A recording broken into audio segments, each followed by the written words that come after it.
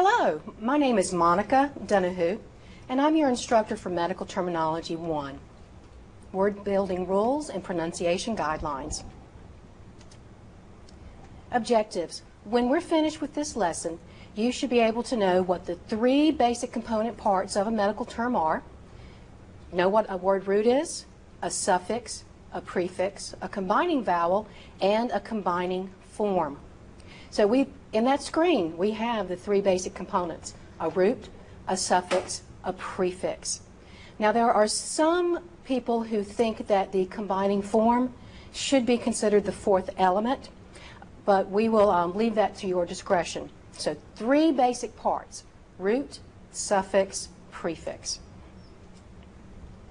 At the end of this lesson, you should know the rules for attaching suffixes to word roots, the rule for joining prefixes to word roots, the rule for using multiple word roots in a compound word, demonstrate your ability to apply these rules, and demonstrate your ability to apply the pronunciation guidelines. And note, these are guidelines. Language is changing and flowing, so some things may be pronounced one way in one part of the country and another way someplace else. Now, before we get started, there are some terms that you need to know that are not necessarily in Chapter 1 of your textbook. You need to know what an eponym is. Eponym. An eponym is a disease or drug or procedure that has been named after a person. For example, Fort Bragg fever, or Monroe's procedure, Lou Gehrig's disease. So an eponym is a disease, drug, or procedure, something named after a person. Stenosis. Stenosis is a term you are going to see over and over and over. So stenosis means narrowing or stricture. So making something narrow or stricture. So stricture is stenosis, stenosis is stricture. Know that they mean narrowing. Now, this next one is ptosis. Ptosis. So ptosis means drooping or sagging. Now notice that I did not say the P at the beginning of this word. Now ptosis can be a suffix or a complete medical term. So if it's the word, pronounce it as ptosis. Ptosis. Now, language is changing. People disagree about how to say things. You might say vase, I might say vase, you might say aunt, I might say aunt, pecan, pecan, etc., etc. So some things are regional differences. Now, other things are people have not been trained, schooled in proper pronunciation guidelines. And so you will find that I disagree with the textbook on occasion. And right from the get-go, here is one word I disagree with how the textbook has it being pronounced. So the word blepharoptosis. Blepharoptosis. Now you do not have to pop that P in the middle, but I do want a slight P sound when you are saying the word. So blepharoptosis. And think about it. You wouldn't say optician, as in for optician. You wouldn't say otician. You'd say optician. So it's the same thing. So blepharoptosis. And so again, blepharoptosis, blepharoptosis, blepharoptosis. Now, syncope. Syncope, 3 syllables. Now, you need to add this word to your spelling list, and you also need to add it to your terms to learn list. It means fainting. So syncope is fainting. Syncope. Next word, benign. Benign. That's what I be after I turn 9. So benign.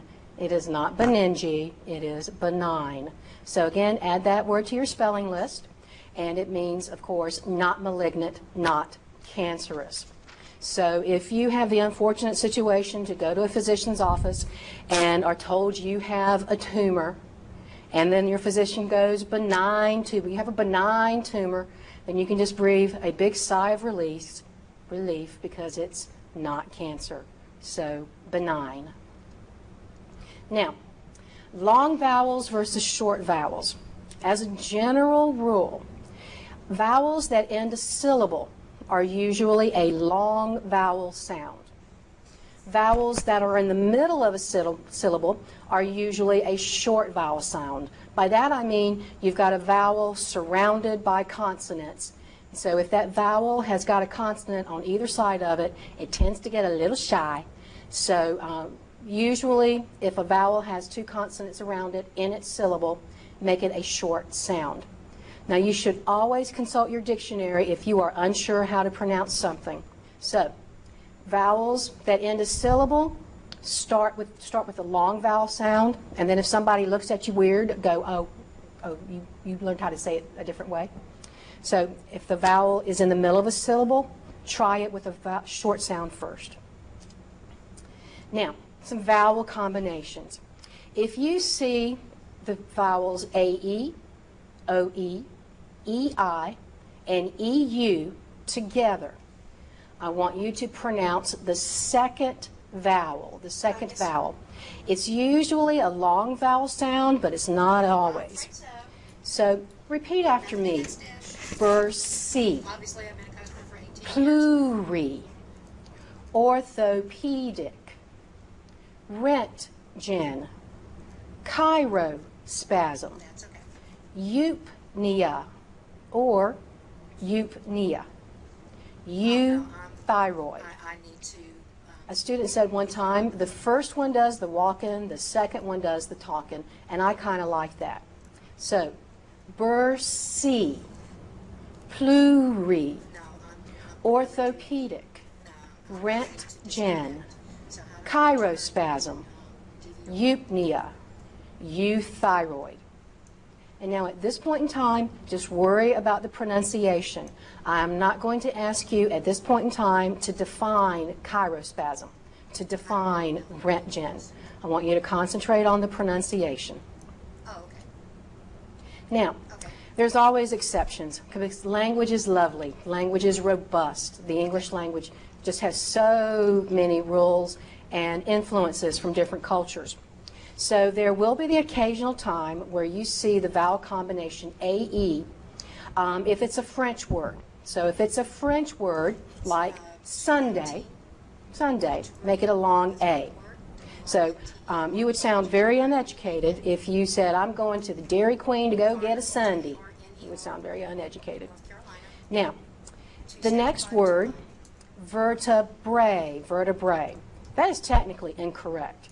If you will look at your dictionary, you will see that the plural vertebra should be vertebrae. It should be pronounced vertebrae. But so many people have mispronounced this word for so long that the wrong way is more accepted than the technically correct way. That's the way it goes.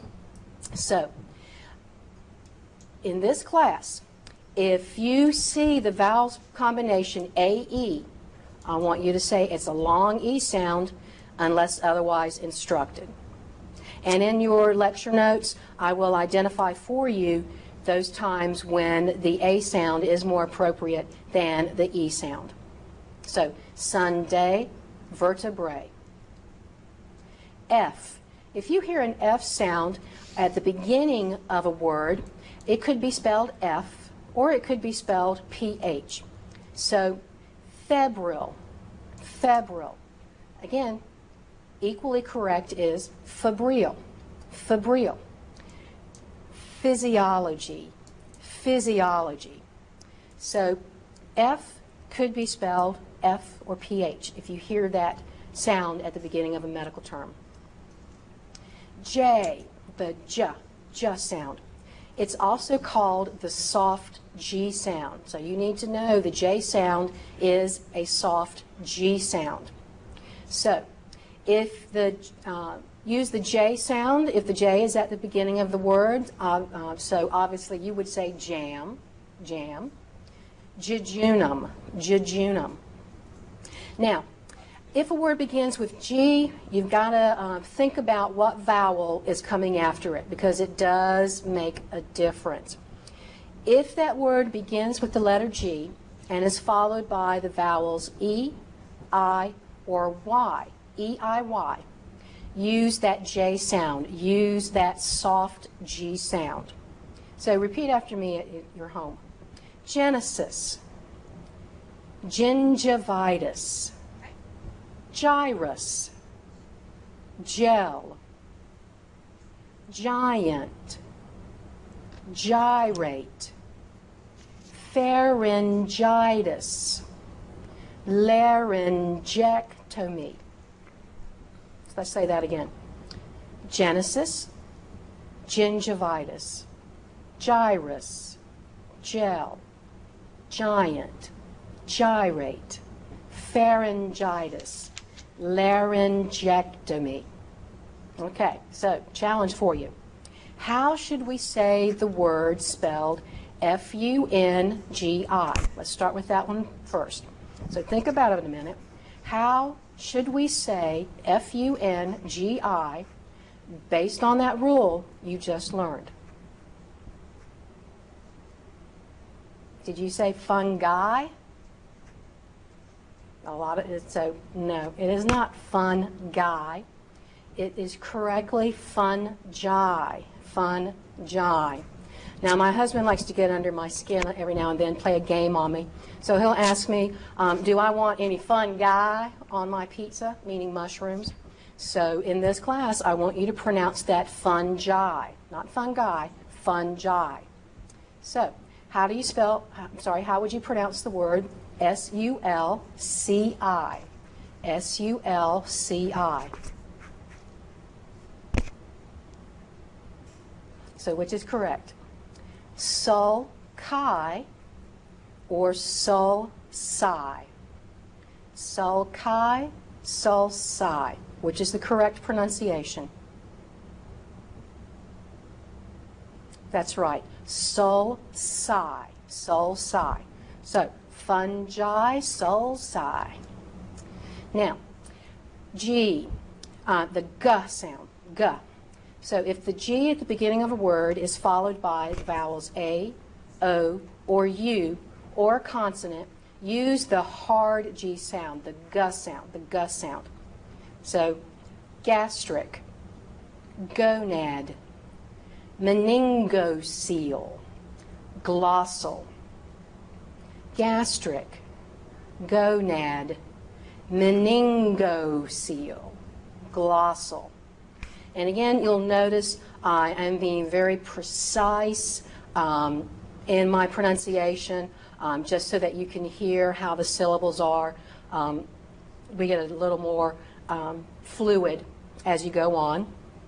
So as an example, pneumonia, pneumonia. I'm going to say pneumonia because I want you to know that there are actually that many syllables in it. But people would look at you odd if you went to the doctor's office or the hospital and go, oh, I believe I have pneumonia. Well, that is technically correct. But most people are just going to slur it together and go pneumonia, pneumonia. So, but I want you to be precise in your language when you are learning. The K sound, k, is also called the hard C sound, the hard C sound. So if you hear that K sound, the hard C sound in a word, it could be spelled K. It could actually be a C sound. It might be a CH, CH, or it might be QU, QU. So if it's the letter K at the beginning of the word, say the K. Kyphosis, kyphosis. Now notice, the PH, I made that an F sound. So kyphosis, kyphosis. Now again, there's always exceptions. If you have a word that is of Anglo-Saxon origin, back in days of Braveheart, that sort of thing, that word is pronounced knee or night. But William Wallace and all his cronies, his buds, they would have said knee, night. But language evolves, and so now we just say knee or night. And again, no, don't hold me to that William Wallace thing. He may have not said kani, kanai, you know. Trust me on it. The K sound. So if a word begins with C followed by an O, an A, or a U, it's just like that G. It becomes a hard sound. So C followed by O, A, or U, or a consonant, make it the hard sound. Make it the K sound, the hard C sound. Cornea, corrosive, cast, cardiac, cure, cuticle. And again, you see I'm trying to be very precise in my pronunciation, but in the real world, I would not go cast. He had his cast removed, but I'd go cast. So again, just realize I'm trying to say it technically correct. So once again, cornea, corrosive, cast, cardiac, cure, cuticle. Now, CH in a medical term is a K sound because you know how to say cholesterol, cholesterol, cholera, cholera, cholemia, cholemia, chorion, chorion. Now, you know how to say those next three words because you have seen QU in regular English language.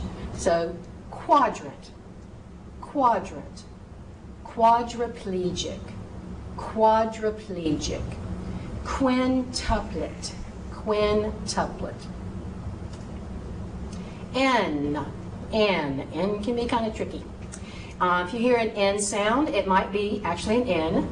It might be that KN, or it might be PN, PN. So obviously if the word begins with the letter N, it's an N sound. So neonatal, neonatal, narcolepsy, narcolepsy.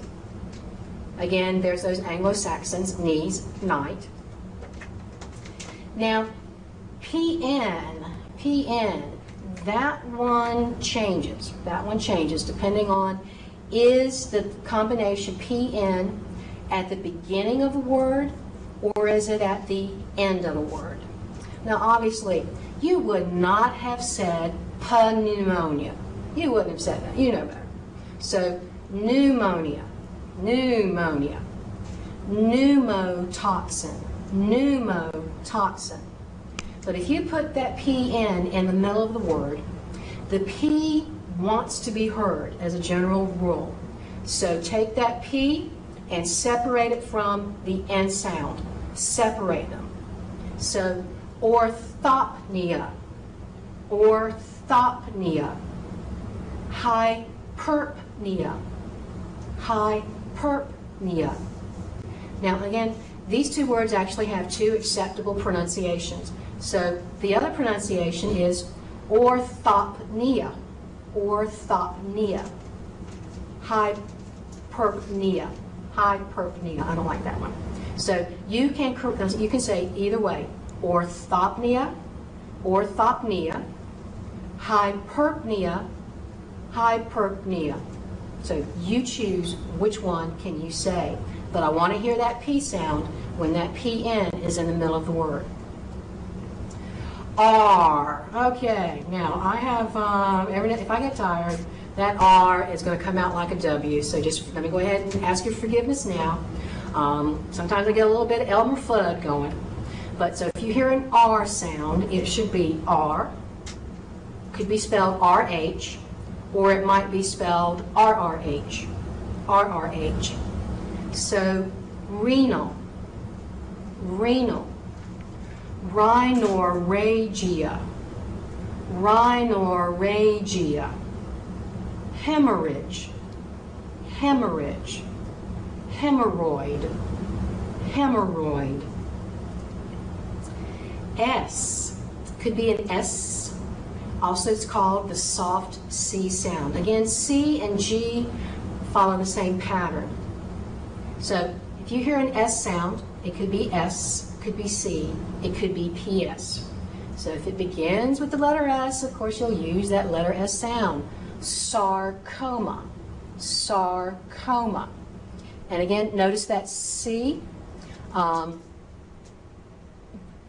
after the C, so sarcoma, sarcoma. If the word begins with the C and is followed by those vowels E, I, or U, that C should become an S sound, a soft C sound. So, cycle, cycle. Cerebrum, cerebrum. Circumcision, circumcision. Cervix, cervix. Now again, words change. Cycle can be a suffix because you've heard of bicycle, bicycle, but most people would say motorcycle, not motorcycle. So cycle. So bicycle, bicycle. I'm voting for bicycle. And then motorcycle, motorcycle. I'm voting for motorcycle. Now, S. If the PS is at the beginning of the word, say only that S. And again, you know these words. These words have crept into the English language. So, psychology, psychology. Psychosis, psychosis. Now again, look at the beauty of how the rules are going. There's that CH. CH is a K sound.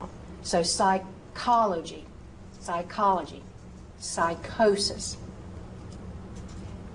Now, T, T. Similar to the PN combination. If it begins with PT, use the T sound, such as ptosis, as we've already said, ptosis. But you put that PT in the middle of the word, the P stops being all quiet, it wants to be loud and proud and wants to be heard, so separate the P sound from the T sound. So blepharoptosis, blepharoptosis, that's how I want you to pronounce it. SK, could be an SK, could be spelled SC, could be spelled SCH, SCH.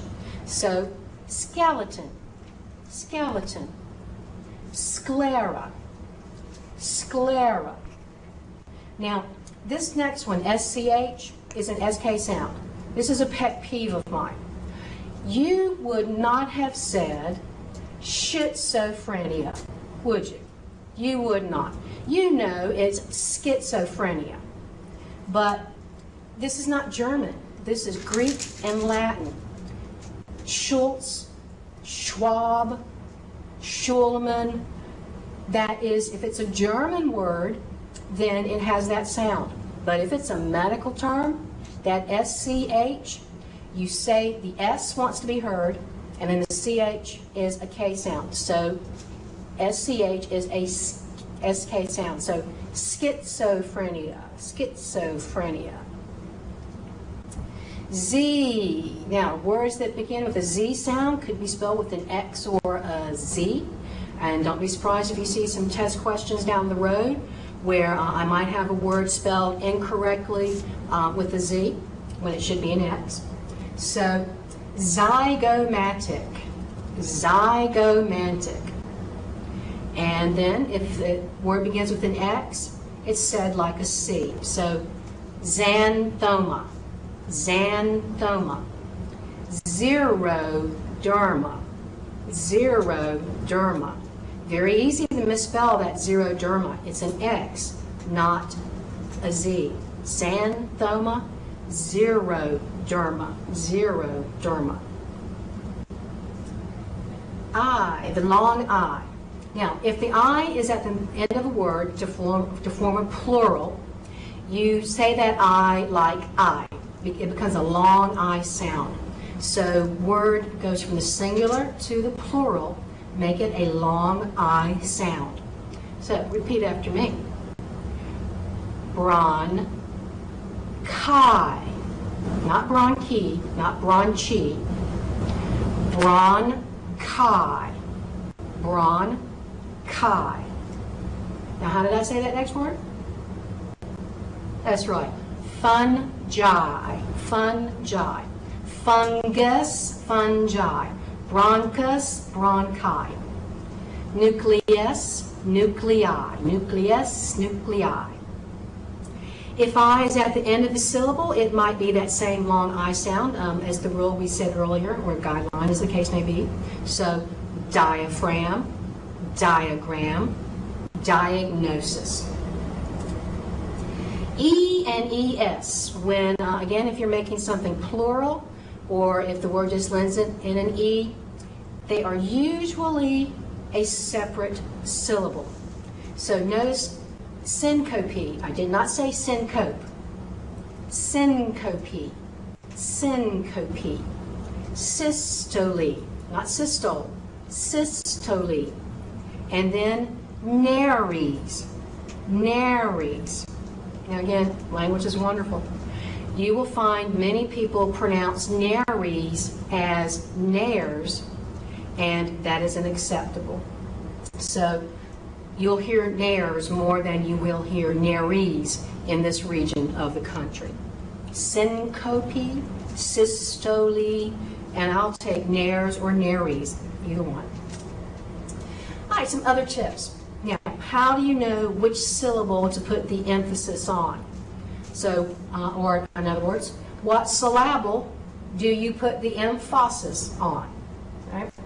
So, when you are seeing some medical terms that end in common medical suffixes, remember the English words that you know, such as thermometer, thermometer, periscope, periscope, photography, photography.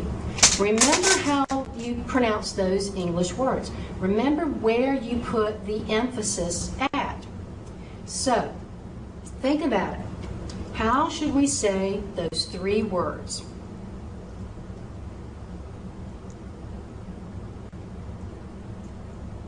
So, did you say pelvimeter? Did you say pelvimeter? If you did, wrong answer. It is pelvimeter. You would not say thermometer. You say thermometer. So do not say pelvimeter. Say pelvimeter. Pelvimeter. That M wants to hang out with the vowel in front of it. So pelvimeter. Pelvimetry. Laparoscopy or laparoscope. Laparoscope. Microscopy or microscope. Laparoscope. Laparoscope. Did you say cardiography or did you say cardiography? So cardiography, cardiography, which is correct? Cardiography. You don't say photography, so don't say cardiography. Say photography, say cardiography. And this is a language that we're learning. Now, some other tips, and again, these are tips, they don't always work, but if you've got a word with a double consonant, generally you're going to break that into separate syllables between the two consonants, or that consonant sound is going to go with the first syllable. For example, these common English words. You might hear people go little. They're being very precise. Something is little.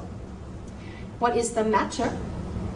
But most of us are going to slop it out and go little matter. And that's fine. Those are acceptable pronunciations. So little or little, matter or matter. Now, if that vowel has got consonants on either side of it, it's usually a short vowel sound. But if the vowel ends the syllable, then we should usually go with the long vowel sound. So now, how do we spell the word? How should we say the word B-U-C-C-A-L? B-U-C-C-A-L. You might hear this term on a lot of the crime dramas that are out there, CSI, that sort of stuff. CSI, they jerk my chain all the time. CSI people from the TV show CSI, the New York one, Gary Sinise, saw an episode where he was like, okay, I had a suspect, and I want you to get a buccal swab, and I about had a heart attack. I thought I had been mispronouncing that word, so of course I break out my little dictionary and look at it, and it's like, no, it's not buccal, it should be buckle, like belt buckle, buckle. So that's CC, buckle, buckle. Little, matter, buckle, buckle. So don't say buccal. You can say buccal when you get out in the real world if you want to, but in this class I want you to say buckle. Some other tips. Scopy. Once you put something in front of that scopy, separate the S from the C sounds. So how now should we say the word spelled O-P-H-T-H-A-L-M-O-S-C-O-P-Y? So let's work it out. Okay. P-H, what sound is that? That's right, that's an F sound. That's an F sound. So this word should be said ophthalmoscopy. Now, the only P sound is that one at the end of the syllable. Please, please, please do not embarrass yourself and say ophthalmoscopy. Don't say that. Ophthalmoscopy. And they have a nice little rhythm to it. Ophthalmoscopy. Say it again. Syllables and stress. Now, break out a dollar bill and look on the back of it, and you're going to see the term there, A-N-N-U-I-T, C-O-E-P-T-U-S. If you saw the Da Vinci Code or read the Da Vinci Code book, you'll see that, again, all the conspiracy, Freemason kind of thing. But this word, this phrase, excuse me, should be pronounced annuit septus. Annuit septus. So again, let's see how it follows the rules. All right, we have a double N. We have a double N. More times than not, we're going to put that N with the first syllable. So an. You and I. You and I. That was not a vowel combination. So if you see you and I, say the you, say the I. So annuit. Annuit. And knew it. Why didn't you? Annuit. Annuit. Now this next one. C followed by the letter O takes on the, you would think take on the O sound, but look a little further. It's actually OE. It's actually the vowel combination OE. So OE, forget about the O, say the E sound, and so that C goes, that's an E sound. That's not an O sound, so it becomes a soft C sound. So septus, septus. And notice I'm saying that P and I'm saying that T. Separate your P and your T when they're in the middle. Don't say the P when it's in the front. So annuit septus, annuit septus.